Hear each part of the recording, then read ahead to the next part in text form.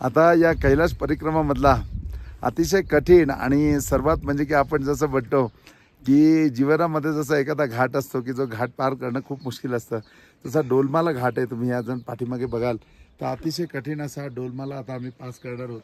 आणि या डोलमालामध्ये वरती तुम्हाला जेवढी हाईट दिसते तेवढ्या हाईटपर्यंत आम्ही जाणार आहे. या हाईटला पोहोचल्यानंतर मग 15 किलोमीटर आम्हाला खाली उतरायचं आहे.